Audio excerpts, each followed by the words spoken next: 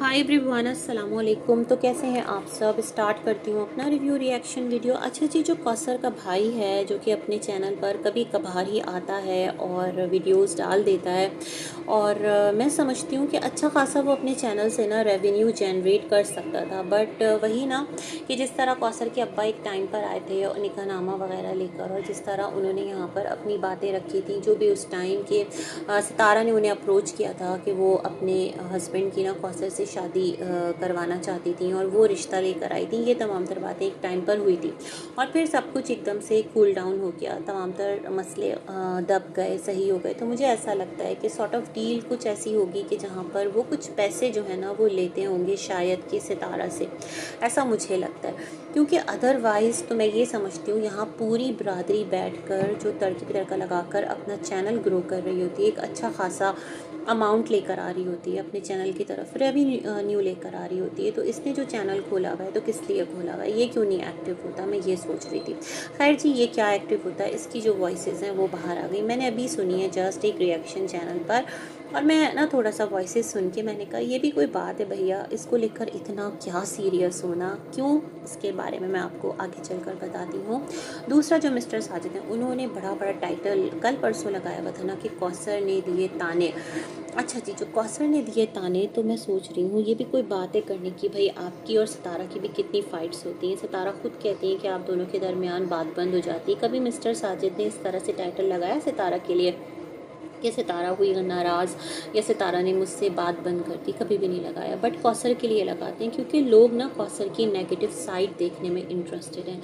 लोग कौसर को नेगेटिव देखना पसंद करते हैं। दैट्स द रीज़न जो मिस्टर साजिद हैं उन्हें लगता है कि इस तरह के टाइटल्स और इस तरह का कंटेंट उनकी तरफ ऑडियंस का फ्लक्स लेकर आएगा।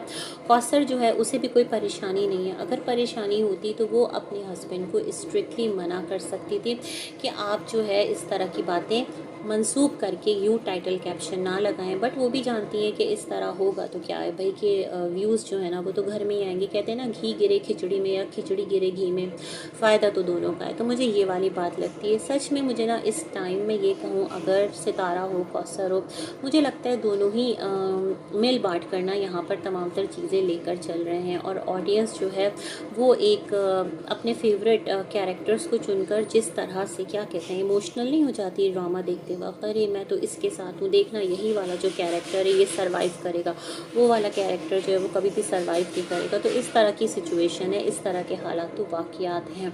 तो खैर जनाब, कौसर ने दिए ताने। मैंने सोचा इस वीडियो के अंदर तो और भी बहुत कुछ था जो ये दिखा सकते थे, हमारे साथ शेयर कर सकते थे। लाइक वाइज मासूम बच्चे इनके, माशाल्लाह जो छोटी बच्ची है आयत, उसको लोग कितना पसंद करते हैं।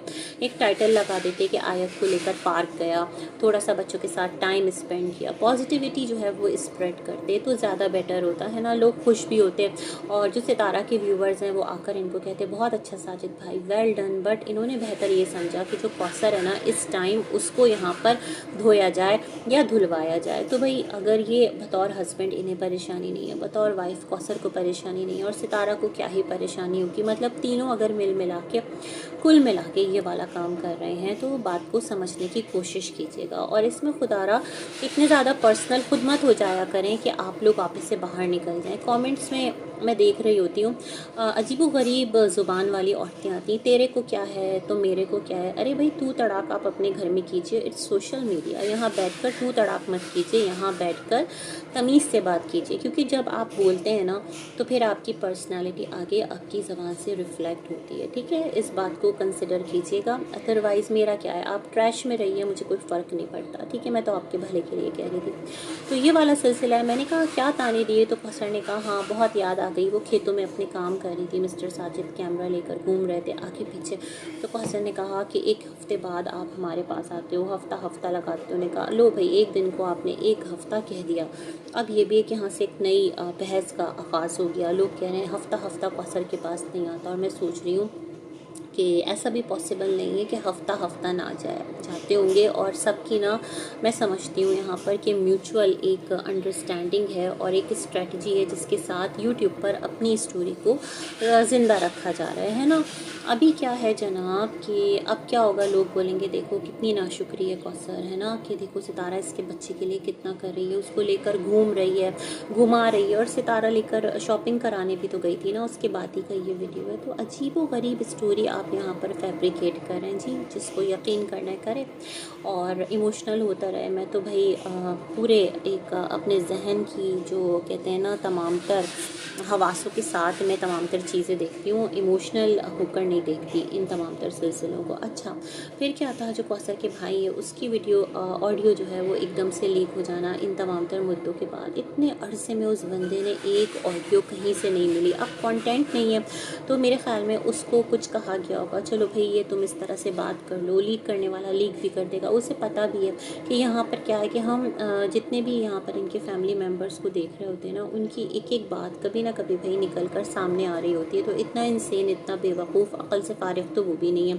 जिस तरह वो कह रहा है ऑडियोज़ के अंदर कि मैं तो बहुत खरी खरी सुना सकता हूँ और मैं किसी से नहीं डरता, और ज़बान अगर मेरी चली तो फिर क्या है कि यहाँ पर जितने ज़बान दराज है ना सब अपने मुंह में उंगलियां दाब के बैठ जाएंगे। हाय, इसकी ज़बान तो देखो कितनी तेज़ चलती है, फराफर चलती है, इतनी इसके ज़बान के आगे कोई खंदक है कि इसको तो तमीज़ ही नहीं है।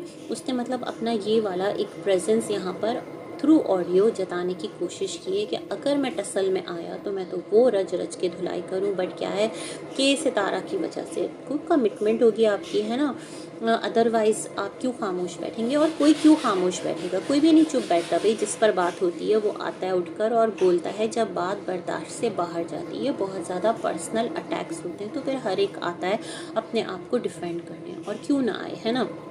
फिर इन्होंने कहा कि जो सितारा हैं उनके बारे में कहा कि अब मैं क्या बोलूँ, फसाद की जड़ कह रहे थे कि वो हैं, और कौसर और इब्राहिम को अपना कंटेंट बनाती हैं और ये करती हैं और वो करती हैं। तो मैं सोच रही थी कि इसे भी अभी याद आया, मतलब जिस टाइम पर तमाम तर चीज़ें थी उस टाइम इसका कोई भी स्टेटमेंट ऐसा निकल के नहीं आया, और इस टाइम जब तमाम तर मुद्दे फ्लैटन हो चुके हैं, कोई भी चीज़ करने को है नहीं, कोई भी बात करने को है नहीं, ना अम्मी का प्लॉट डिस्कस हो रहा है, ना चाचू को कोई डिस्कस कर रहा है, मतलब सब तरफ ना रावी चैन ही चैन लिखता है। तो इनको ये चैन रास ना आया, इन्होंने कहा कुछ तो उथल पुथल होनी चाहिए और कंट्रोवर्सी की जो दरिया है ना उसके अंदर उबाल उठना चाहिए।